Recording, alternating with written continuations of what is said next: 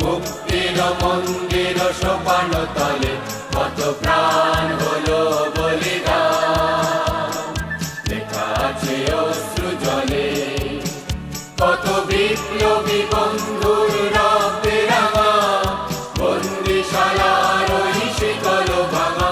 কত বিপ্লবী বন্ধুর রক্তে রাঙা, বন্দিশালার ওই শিকল ভাঙা। তারা কি ফিরিবে আর, তারা কি ফিরিবে আর সুপ্রভাতে, কত তরুণ অরুণ গেছে আস্থা চলে মুক্তির মন্দির সোপান তলে।